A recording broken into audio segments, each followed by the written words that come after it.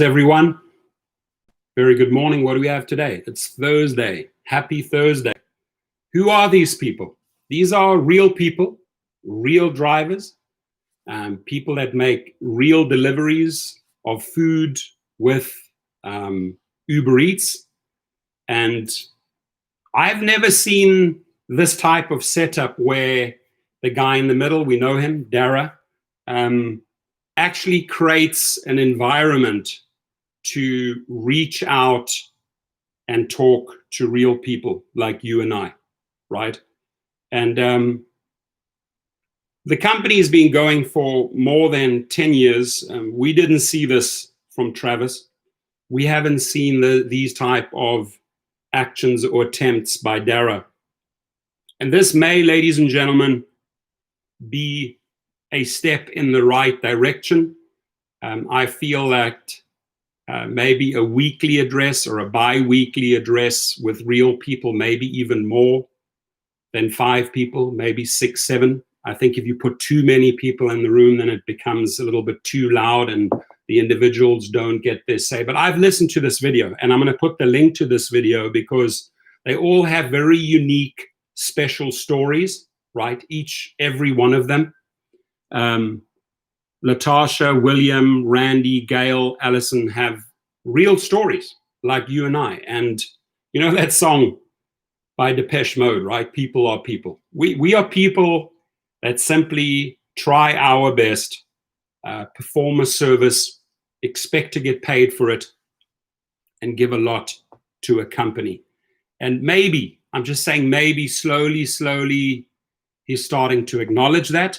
Honestly, in the first 1 or 2 minutes of the interview, he looked very uncomfortable, but he started warming up. And I think it's a role he could start enjoying. And I think it's a role that he could start improving, because if the culture of the company doesn't change, this company is doomed, right? It cannot be, hey, we will not talk to you.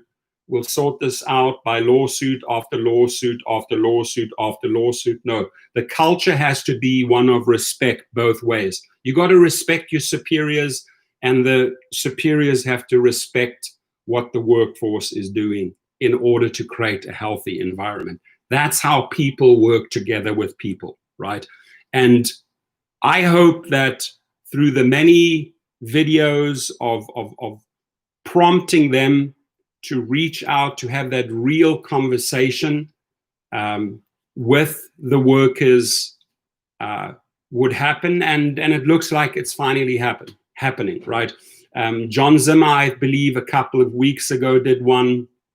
Again, also looked very, very uncomfortable in that role. Way more uncomfortable, in fact, than Dara. And, you know, had I taken a guess, I would have thought that Dara would not be as good as John Zimmer. It was actually the other way around. It was actually that he handled the matter way better than John Zimmer. Now, John Zimmer is also doing something today. So they must have had phone lines and say, look, we're going to do press releases in the New York Times. I'm going to go on Harry the Driver's rideshare channel. Both companies send out emails, both CEOs, and go out and facilitate interviews. So this is really a desperate attempt to obviously connect with the public, with the drivers, and say, hey, you know what, back us, we need your support. We are in trouble, and they're in a lot of trouble. They know it, right? So they're trying to sort of play the safe card here. But where am I going with the story? Very, very simple. If you are able to do this, right? If you are able to do this, if you are able to get better and better at doing this weekly, every 2 weeks, if you are able to change your culture, you also have the ability to walk down there to Javier Becerra's office, to the legal offices in London at the UK courts, the people that are suing you. You have the ability to bring a team and walk down to the California Labor Commissioner and say, listen, our approach, we made a mistake. It was wrong, right? The tone should not be, hey, we're going to shut you down. Because the Attorney General doesn't care. He's like, okay, go shut down, right? And if you want to make money again, come talk to us. And maybe we'll open up the gates again for you. But if you want to go shut down, go shut down. Don't threaten us. That type of language does not help anyone. It doesn't help the company. It doesn't help the state.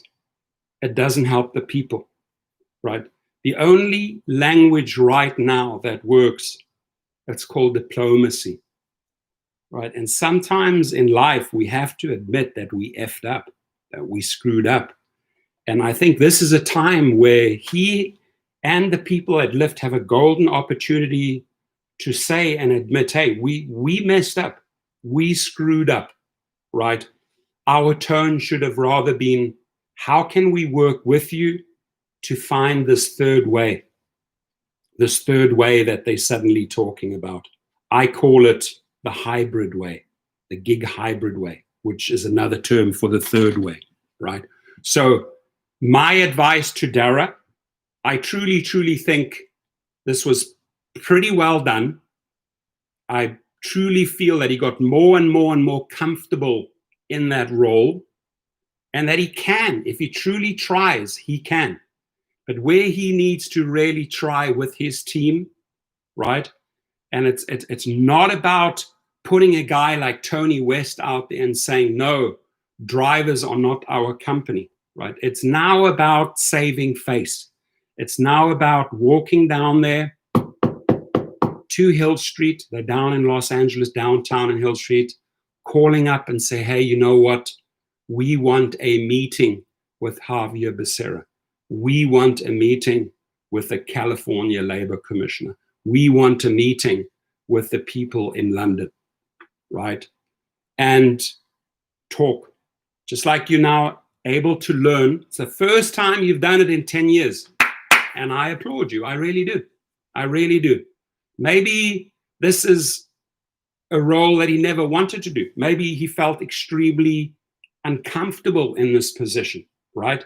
Maybe he preferred to hide behind his degrees and operate from an office, but interact as little as possible with the workforce. Well, that doesn't work, right? We are, as this lady says, sometimes she doesn't make much money because she gets into conversations with people in Seattle, right?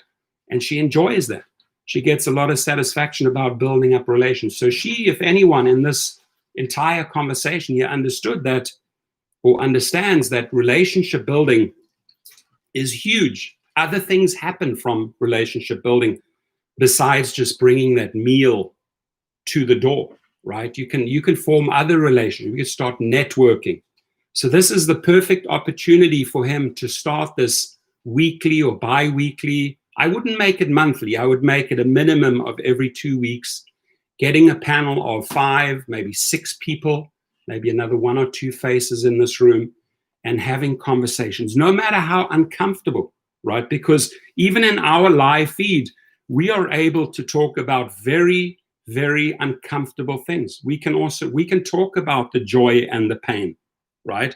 We have the ability to be extremely open and share. That's why we have open comments, right? Sometimes it goes a little bit south, just like his conversations are going to go a little bit south.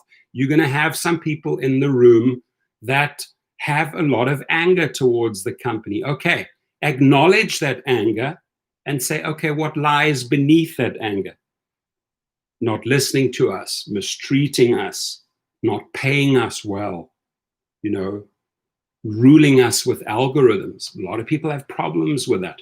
So I feel like it is a step in the right direction. But more than that, if you have the ability to do this, then you also have the ability to do some door knocking, right? You need to go with your people down to these people and say, listen, you have a law. That's what the state wanted. We sued you. We sued everybody on the list.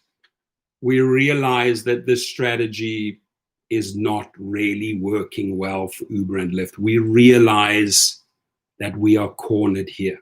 Is there any way? Is there any possibility we can work something out? Right? And I'll bet you one thing. They'll be receptive to that tone. They will be all ears, and they'll say, okay, well, where do we start? Now, Dara, if you're listening, I know that the attorneys scrutinize my videos. They've said it on the phone. My dear friend, other dear special friend, Randall Heimovicki says, yeah, we know you well. We watch your videos. So I'm sure Dara might not be watching today, but maybe someone at Uber is watching today, right? And this is the time to listen. This is the time to listen and learn and change your culture and say, hey, we may have effed up a few times, right? And it does not help. It doesn't paint the right picture if you go out and put $110 million into a what you call a war chest, in what you call a battle, a fight. You're choosing these words: war chest, battle, fight. In that type of language, there's only one victor. One survives, one dies, right? If you want to adopt a new language where both survive, you say to yourself, hey, instead of us firing missiles at each other and either wiping both sides out or wiping one side out, why don't we find a healthy way forward to coexist, to live, to work together? What do you want, state? What is the minimum you want out of this? What do we want out of this, right? The company. Most importantly, what does the driver want out of this? So the step that both Uber and Lyft are just too afraid to make is rattle the cage of the riders, the passengers, to increase those rates. Because there has been this battle and war between Uber and Lyft to constantly discount, subsidize, and drive the prices down. And by that battle, driving the prices down, all they do is they take away and hurt the worker, the driver. That battle between those two companies is unhealthy. So knowing that, can we diffuse that for a second? Can maybe Uber and Lyft come together and say, hey, you know what? Let's not subsidize, discount. Why don't we collectively both say to the rider, to the passenger, the only way this is going to work, the only way we can move forward, both companies together with the drivers, together with the law, together with the states, and that is increase your rates, right? I've heard many people in the feed saying Dustin was right in saying they should have always left it at 75-25. It's a soundbite that people have texted me, and Dustin is 150% correct in saying that. But everyone has been saying that, right? Drivers have been saying that. My channel, other channels, that the 75-25 split with Travis originally in the beginning kept the people quiet and happy, right? Kept them happy. You didn't have the protests. You didn't have the marches. You didn't have the strikes. You didn't have the battles on social media because the people said, okay, we can socially accept these rates. But somewhere in the equation, investors, the company, got more and more greedy. They wanted more and more of the bottom line. And they were too afraid, right? They made a big mistake in my eyes. I truly believe this, that they cozied up to the rider, they cozied up to the investor, and they were too afraid to rattle the feathers of the passenger or the rider and say, hey, you know what? We really have to increase your rates by 20%. And ladies and gentlemen, even if you go out there, if there can be a meeting of the minds between Uber and Lyft and both sides can actually agree upon across the board, pumping it up 15-20%, so we can make all of this happy, so we can make all of this work, so we can diffuse all of these lawsuits, so we can have several happy parties here, win, state, company, workers, right? The riders have to be willing to accept a big increase. Now, Harry asked that question to Dara. Would you be willing to increase the rates of the rider? You got to go back to that soundbite. It was somewhere in the 29 minutes. And you should have just seen his body language. It was like, oh, he was trying to get out of that conversation. You could see he's very uncomfortable in those type of tough questions. It was probably Harry's toughest question.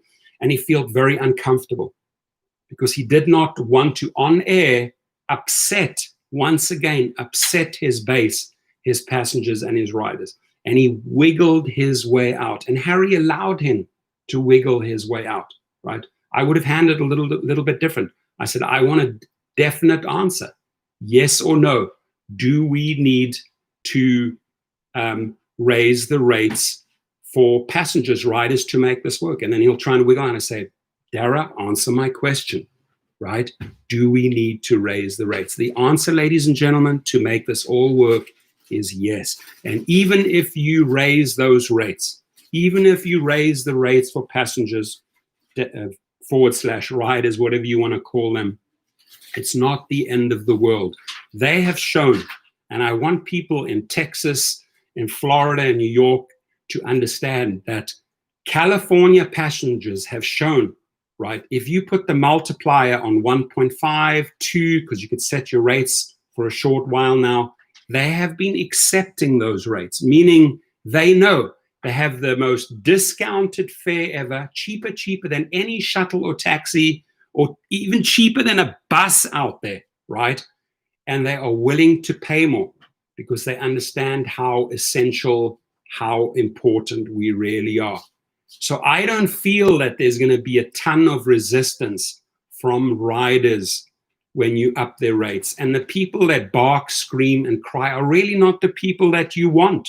Right? Those are not the riders that Uber wants, because those are the troublemakers that always pick up the phone, right?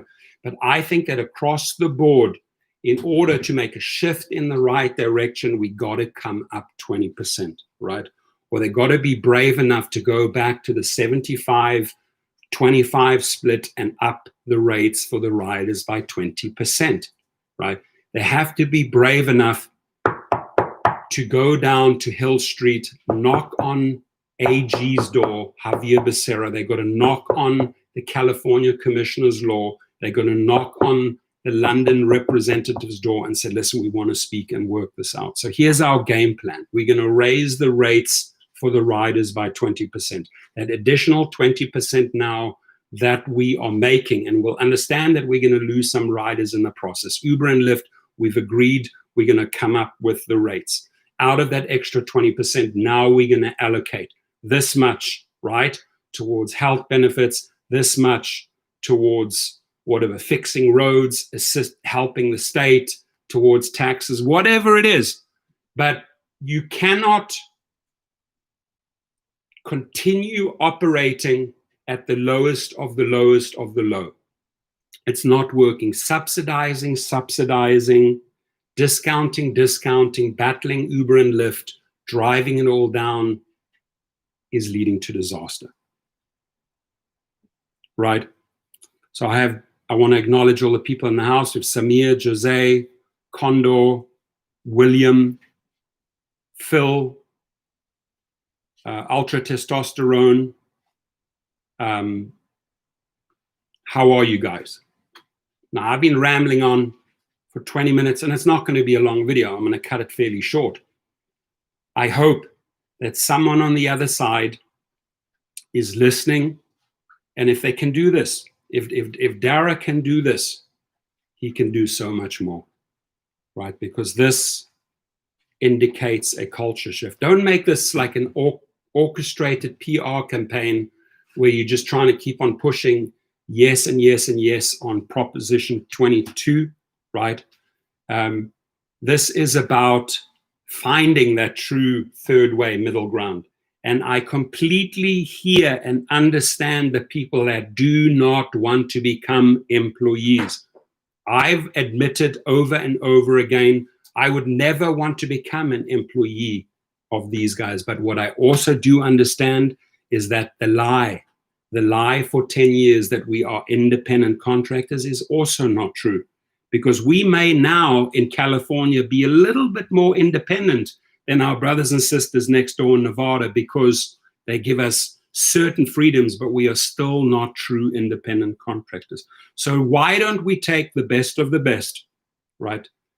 The freedom to choose when to drive, the freedom to choose with whom we wish to drive, right? The freedom to set our rates and let the markets dictate, the freedom to choose our destination. And then we have those set of variables, and now we go over to the Attorney General and say, okay, Attorney General, what do you want out of this, right? Well, I need some health benefits built in there. I need a protection net built in there. I need to make sure that you guys are there for the people during the pandemic, that there's some money paid in to protect people that get sick during the pandemic. Okay, great. We have these set of variables. We have these set of variables. Let's marry the two. Let's marry and merge them and come up with what he calls the third way, what I call the hybrid way, right? And that means giving up from both sides. That Javier Becerra, if you're listening in, I've already told your Deputy Attorney General, you got to give up a little bit. You cannot staunchly say these individuals need to be employees. It's not going to work. Dara, you cannot staunchly say that we are independent contractors and it needs to stay like this, and we're going to sprinkle a couple of little sprinkles on the cake as an extra. It's not going to work. You guys have to work together, and you have to listen to these people. These real people. These are real people. Latasha, William, Allison, Gail, Randy are real people. If they tell you something, be all ears, take all the notes, because you will listen and you will learn. Just like when I get into these rooms, live feeds, I learn something every single day. I sometimes even learn sides from a person that I've never, ever seen before, right? And you may be having conversations in the room for a long, long time, and then suddenly you learn something new about them, right? So be out, put yourself out there, make this happen. Action Realtor, cool. Fellow Realtor, how are you? Which city are you a realtor? Says they had one chance to correct their poor public image. Truthfully, Uber has zero respect for customers. Uber has zero respect for drivers. Uber has zero respect for the law. And yes, you're 100% right in saying that, right? There is no trust, right? It's probably rather uncomfortable for these people to be on this type of show, right? But the trust has evaporated big time, right? I don't know how much this guy would have to do to remotely win 10% of trust back. You probably have to climb many, many mountains, right? But I want to address what Action Realtor says. If they are taking this step, if they can acknowledge that they effed up big time with all these fires that they've been lighting, legal fires, if they can walk in and then say, hey, we're ready to practice true diplomacy, let's work out a deal that will not be 100% what we are looking for, right? You'll never achieve the 100%, but we can start getting towards a healthy and better lifestyle where you put a couple of extra bucks in your pocket or your bank account, and where you know if there's a rainy day, you can fall back on that money and you are protected. That'll let us sleep better at night. But we will never achieve the 100% bar, right? I know that. It's very often a pipe dream. So, Mohammed, good to see you here. Action Realtor, thank you for your contributions. Ultra Testosterone. Yeah, Enron, remember Enron? Enron, the walls came tumbling down, right? And you're right, usually with Ponzi schemes, multi-level marketing, very few of them pan out, because they usually are Ponzi schemes that eventually crumble. These guys have the ability to make something out of the company. The culture has to change. Ed Steigelmeyer's in the house. Good to see you. Mark Biss in London. Great to see you. A percentage increase to drivers simultaneously, so riders pay more, drivers get more, and Uber gets more. As at some point you reach the sweet number, also a 75-25 reversal immediately. I like it. And you know what? It's not unreasonable. I've just marched people through that pretty much a similar type of proposal. It's not unachievable, but you have to be brave enough. You have to be bold enough to stand up against the rider, and you have to have that meeting with your competitor and say, listen, we are screwing up the market. We are hurting taxi drivers. We are killing shuttle companies, right? The approach cannot be, you know what, we will battle, we will let them bleed, we will let them suffer, we will let them drown, we will let them dehydrate their competitors by subsidizing, by subsidizing, by subsidizing, and by discounting. It is so wrong on every level, right? Be a player and be a healthy player, right? Look at the automotive industry. It's very competitive. Whether it's electric cars, hybrid cars, gas cars, trucks, SUVs, it's so competitive. And because it's so competitive, there's so many different prices out there, so many different choices out there that we can pick and choose what we want. If we can afford that car, we go for it. If we want something economic, we have so many choices. But what they are doing, Uber and Lyft, is that they are killing the other choices. They are killing the industry, the taxi industry. They are killing the shuttle industry by using that money, intentionally running up deficits each quarter by discounting, subsidizing, discount until everyone around them dies. That culture has to stop. And the reason why it needs to stop, because that war that you're fighting out there against your competitors is on our backs. You're taking away from us to fight your battle. Ultra Testosterone says, it's over, bro. All right, my friends, that's it. I'm going to genuinely keep it at 30 minutes today. Long day, much to do.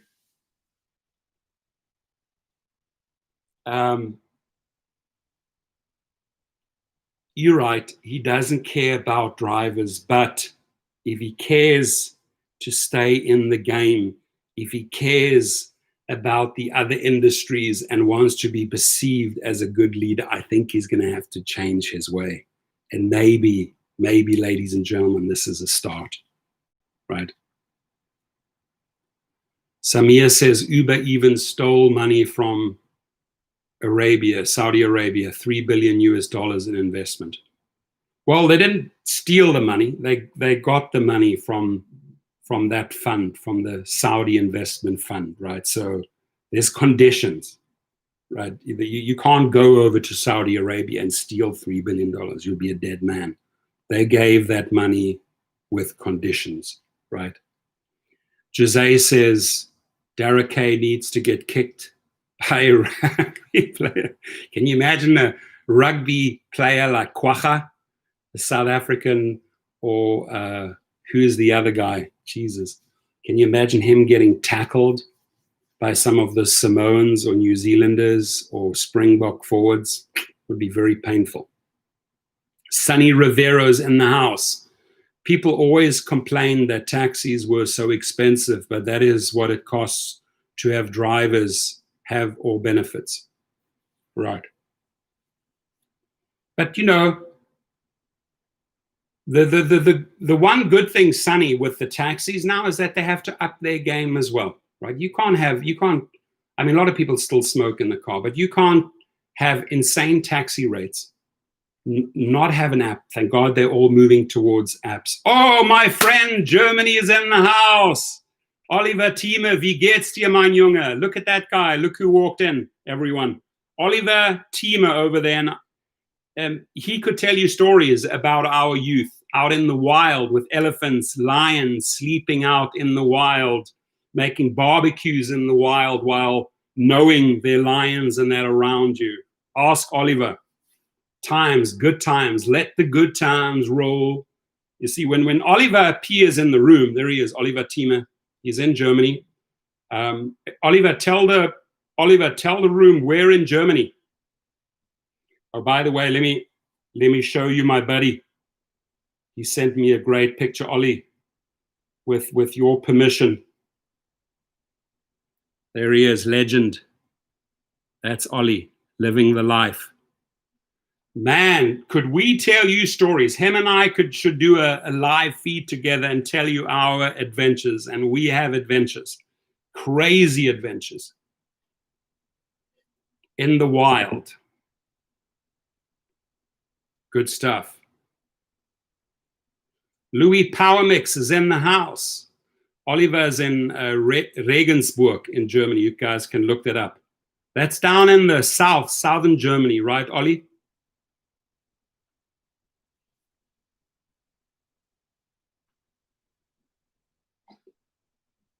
Cool, genuine Phil says, Dara down to his last strike to do something immediately. They're desperate. Obviously, these are all very, very desperate. This shows the level of desperation, right?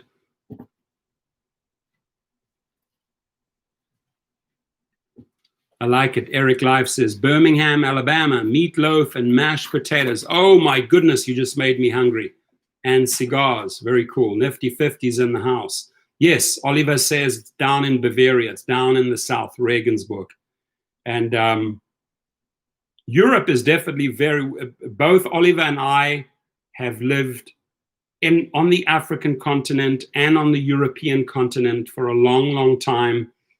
Both of I know that they are very, very different, Africa and Europe, right? But you build your stories and you build your life, right? Oliver got married. I'm getting married, right? We did our schooling together in Johannesburg, South Africa. And the treasure chest of stories, my friend, if we can open that one day for our house, would be amazing.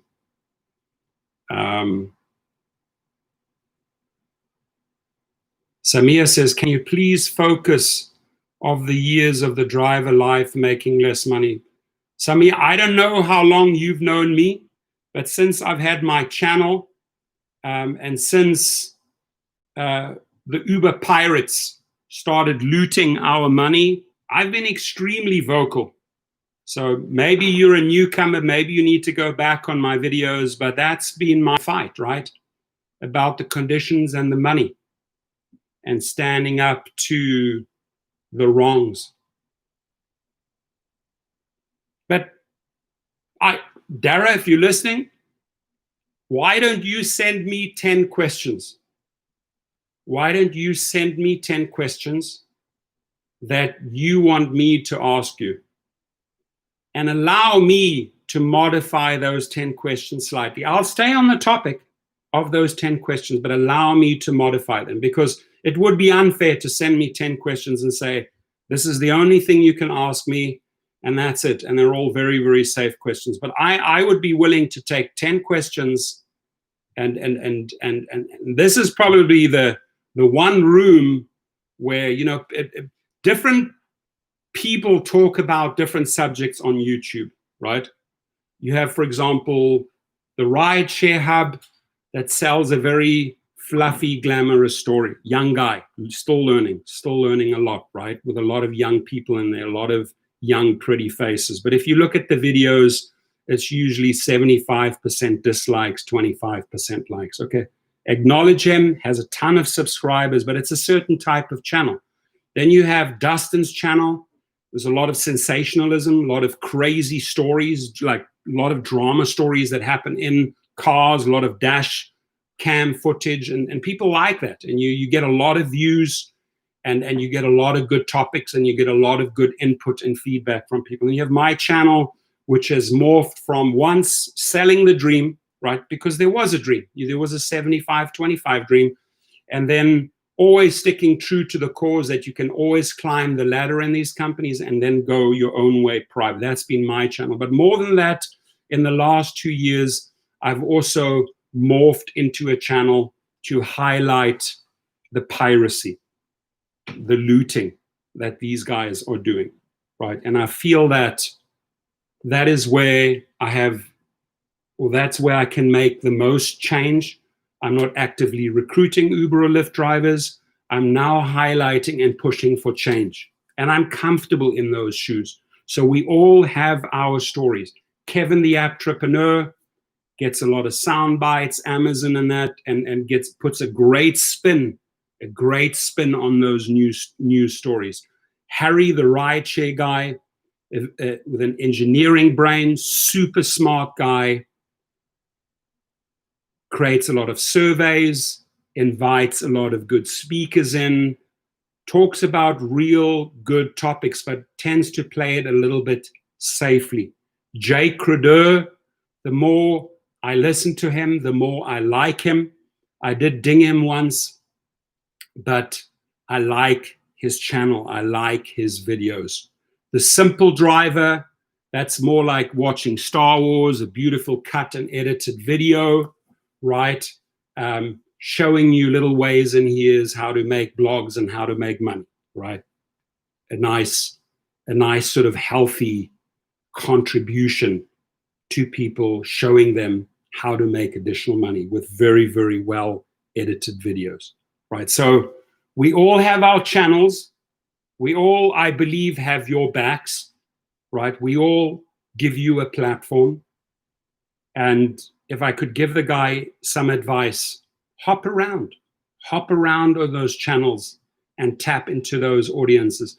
I welcome St. Mark Analysis. I did over 25,000 rides in less than 3 years, including 112 in 1 day. In 1 day, and 500 in 1 week. I should be in on any driver discussions with Dara, writing a book at the moment too. I can help Uber change. That's wonderful. That's wow.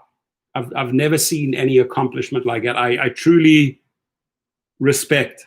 I really do. Those numbers are true. You should be writing a book. If those numbers all add up and are true, you should write a book. And I am 100% sure. You know what, St. Mark, let me tell you, that would be a brilliant book. How I Can Help Uber Change. That should be your title. Written by St. Mark, a person that did 25,000 rides in 3 years, setting the following records: 112 trips in 1 day, 500 in 1 week. And again, I'd want to see those numbers. You know, you obviously have to bring proof into your book. But if that is who you are, you should write a book. Really.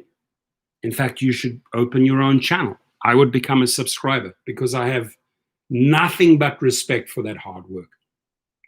St. Mark's, as it was on unofficial St. Patrick's Day in Champaign, Illinois, U of Illinois campus is #1 party school in the nation. Cool. You've got good stories, my friend. Boy, you have great stories. I'm sure you have a lot of student stories. I have one funny one from UCLA I might tell one day. Oh my gosh, it was crazy. There were all girls in my car, 6 girls. It got nuts. The NWO Sack says I did 33 in 11 hours. 112 in 12 hours is just a troll. I don't think he said he did them in 12 hours. He may have done 112 between both platforms. I'm not sure. But something tells me that sounds like 24 hours and not 12 hours. Here we go. St. Mark, he says, I drove 24 hours straight. That's what I was saying, right?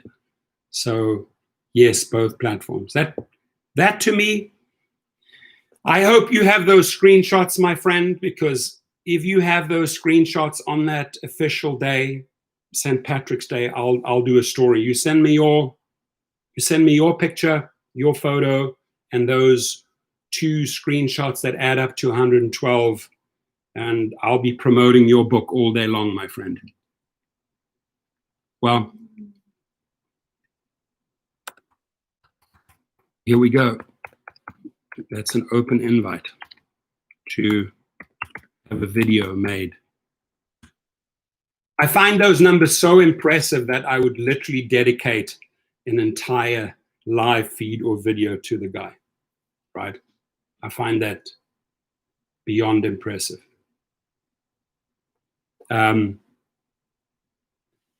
So the only story I can counter with St. Mark is when we talk numbers, right? Is on one day probably making over $2,500 in one day, right? And setting my personal best for Friday, Saturday, Sunday, and that was $4,900 at Coachella, with a lot of private parties and also like you working around the clock. I do not know how many Red Bulls and coffees I drank Friday, Saturday, Sunday night. I lost track. I was in a zone, going. And after all was said and done, after all the numbers came in, tips, blah, blah, blah, I had made $4,900 in those 72 hours, right? Another record maybe that I'd put out there. I don't know if it's a record, but obviously people can come forward and say, definitely beat that, but let's raise the bar here. You raised the bar. Herbert says hard worker. Respect.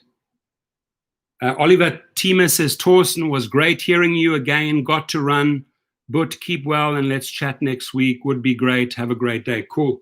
And Oliver, if you can think of some crazy story from the past, a blast from the past, please bring it into the room. Thank you, Oliver. Another crazy number that I want to throw out there, where people could say, hey, I did better.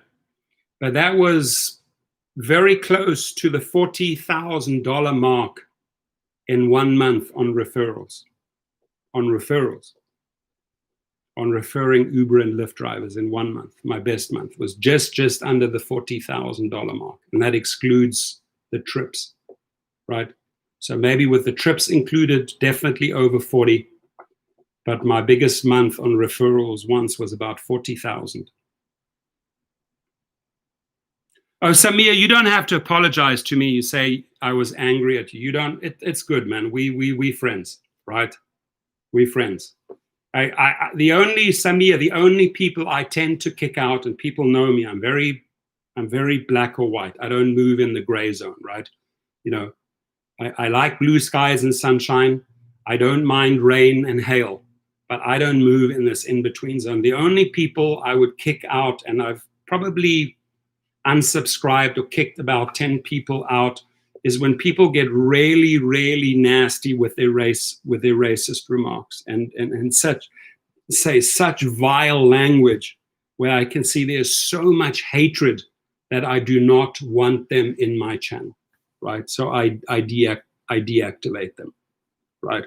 Those are the only people I'll tend to not communicate with or get rid of. But Samir, you and I, we're there. Wicked Hustle Guy says, what's going on, everyone? Yes, and at that time, definitely killing it. No doubt about it. No doubt about it. They were the gravy times. Laura, what are you doing back? You're supposed to be working. I have to take leave to get his books from school. So Laura's supposed to be at BMW working. She escaped from the offices, and she, you know what she does very well is she works late. She gives like 150% to her company. She's having a meltdown over there. Good, go take care of the kids. Mohammed, Jose Almeida. Yeah, people know the royal flush, and I can be a pretty hardcore bastard when I do the royal flush, but hey, well deserved. Yeah. Samir's honestly says, I'm angry at Uber and Lyft that they stole money from us in their smart way. I wasted 5 years of my life making less money. So, that's you expressing yourself, right? And you have the right to do so. So that anger, as you admitted, is definitely geared towards Uber and Lyft for manipulating you, for using you. You probably feel very used, right? The good thing is you acknowledge that emotion and you move on and you take it and you make something better out of it. San Diego in the house. Maurice Samuels, we welcome you. Mohammed says, if we stay together, we can do a good deal with Uber, which is good for Uber and for the driver, and have you stay further and poured so we cannot do anything, and you will. Driver will stay together. We can do anything we want. Independent contractors, prices change, or any other change on Uber. What I'm understanding from what you're telling me is that if we work together, we can hash out a good deal. And that's true. Hey, Vegas in the house. Payman Ali just walked in. And Nash Brooklyn, we welcome you. What's up? It's been a good conversation. It's been a healthy conversation, actually a very positive conversation, right? We're not really bashing here today. We're looking for all the positives, and we're trying to drum up as many positives as we can and steer the ship into nice, smooth waters. And it saddens me, by the way, we're talking about ships. Did you guys see that oil spill in Mauritius? Now, Mauritius is just off the African coast. I went to those 3 islands, Seychelles, Mauritius, and Réunion. They're all French, sort of ex-French owned islands, right? They're just off the coast of Africa. Stunningly, stunningly, stunningly beautiful. The most crystal clear blue waters, powder white sand, and along comes a tanker, breaks in half and spills all this oil into this piece of paradise. Oh God, it saddens me. Why? Because I've been at that lagoon, I've been to those beaches, and to see the pictures, wow. Why would a tanker go so close to an island and run onto the corals? Does not make any sense to me.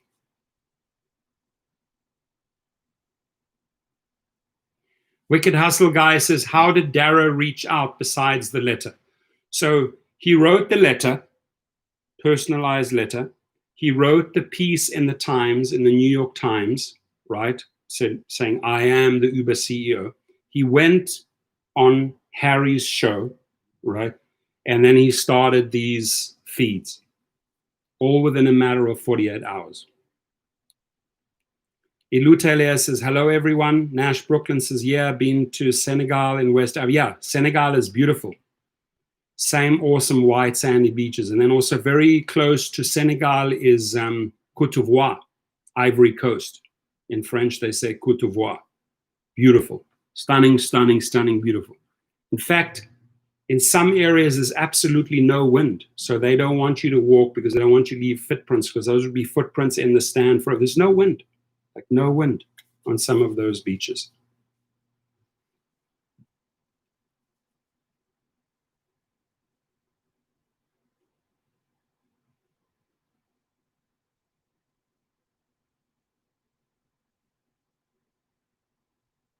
All right, friends. Cool. I'm happy. Man, I'm getting a couple of gray hairs here, my friends. Couple of gray hairs coming in. Woo! We get older and hopefully we get wiser. Howard Johnson's in the house. Be careful of the Dara trick. Oh, I'm aware of the Dara trick. No worries. I call him out. He tries to get all of you to vote yes on Prop 22. After he gets what he wants, then he goes and does the same thing before. And then you got to really listen to how it's worked, because he's on the money there, right? He has his manipulating ways and his little tricks, his party tricks, and wants you to vote yes on 22. And I believe then they go straight back to their own old tactics. Well, this is a bill written by the companies. They spend $110 million. So I just ask you to vote no on 22. But more importantly, before November, these guys literally need to go down and hash it out, right? Payman Ali says, what I appreciate the most about Harry's shows are his surveys. Correct. Although they aren't very scientific, I'd like to see all the channels incorporating the idea. I mean, his surveys, I've made many videos on his surveys. He goes out there, he has that audience, he asks very simple questions sometimes tough questions, collects all the data and puts it out there. And that really, I'm sure Payman would agree with me, is always a masterpiece. Right? Disseminating information, putting it out in charts, pies, answers, this percentage, this percentage, this Uber, this Lyft. And it's very helpful. And the media love it. And he gets a lot of media attention when he does those surveys, and he grows and grows his base. Very smart way. And yes, it would be a good idea if more of the other YouTubers incorporated and created such type of surveys. That should be a challenge to us all. I like that. Lachelle Anderson is in the house. She says, that behind you looks like she got shocked by lightning. Which one? Shocked by lightning, very frightening indeed. Galileo, pick out all. I think, are you mentioning this girl here? The one that put a finger in the voltage socket? No, she's a sweetheart. I like her. We're not judging her. We're not judging her for her haircut. She's on the show and she is telling it as it is. She just talks. I like it. Ukaman is in the house. Good morning, Ukaman. Hot here in the Rocket City. Peace and love to all of you. Wonderful. The lady, yes. Yeah, good. Well, we're not judging her, right? But different folks, different strokes. But do yourself a favor. Watch this segment. 39 minutes long. A lot of equal talk time for each person. She tells one very moving story. He's a great dad, this guy. Everyone has their story. She has a great story. You got to listen to the 39 minutes. Totally worth it. F. Lamb's in the house.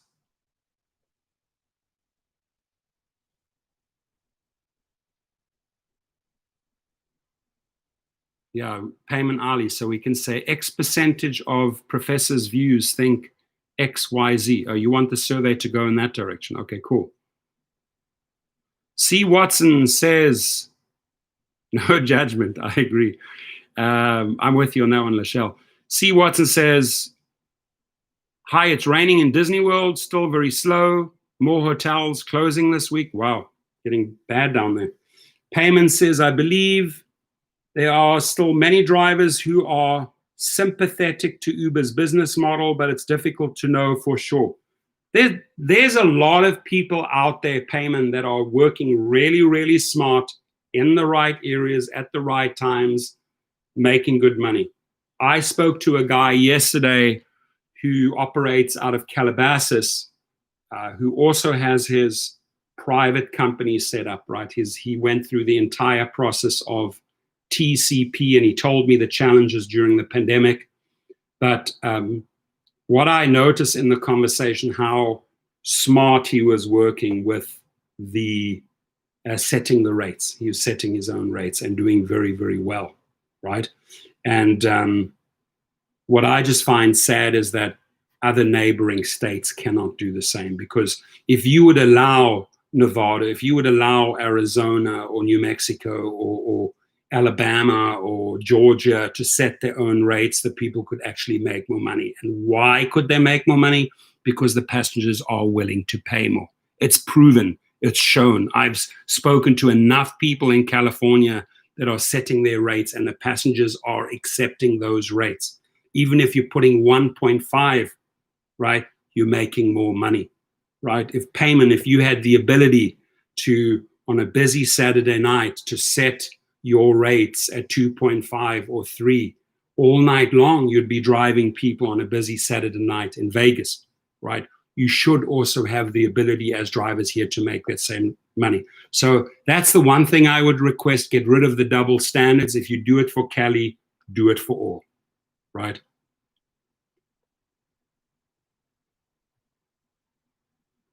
Wicked Hustle guy on a Saturday night in Hollywood, 100%.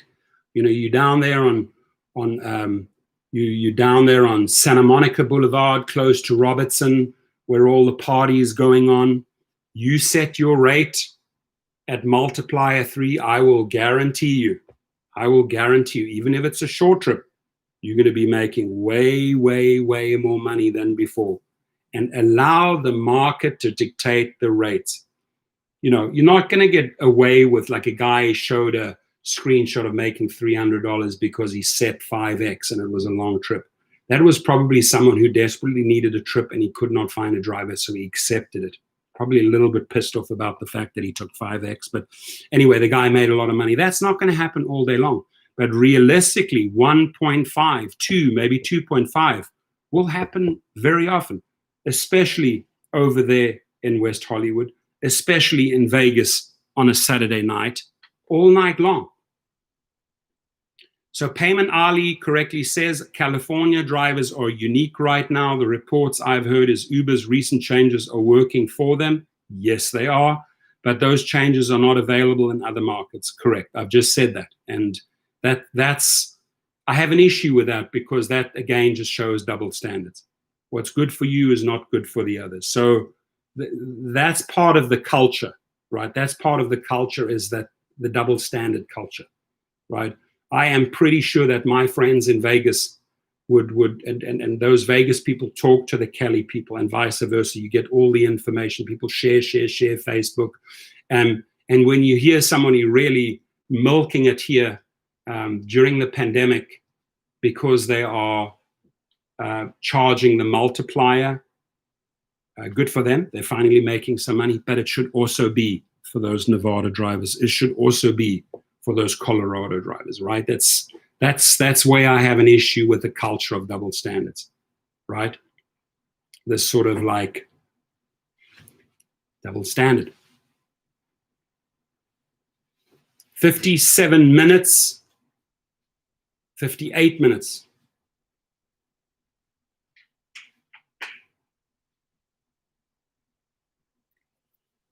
Yep. Well, they won't shut down in California. No, that to me, I think, is the bluff of the century. I don't think they'll shut down. I really don't. You shut down. You have riders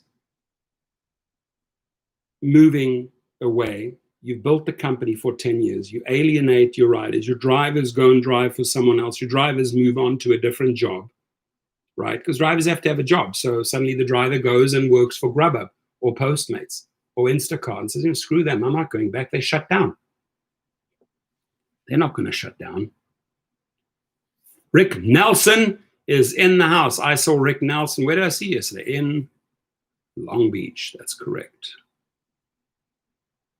No, that they say it will last for months. It's like that's the biggest scare tactic there.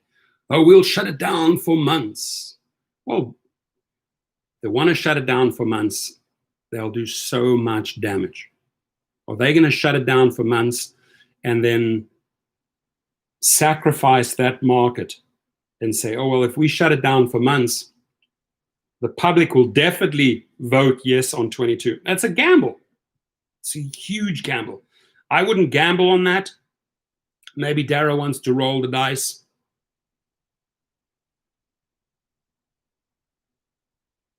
Go make money, Payman.